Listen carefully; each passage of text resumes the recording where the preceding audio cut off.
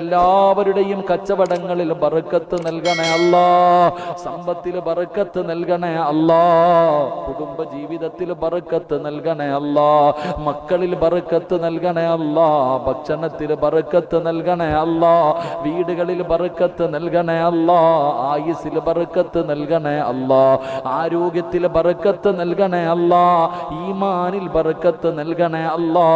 നീ നൽകിയ നിഅമത്തുകൾ മുഴുവനും മരിക്കുമ്പോളും നിലനിർത്തി തരണേ അല്ലാ.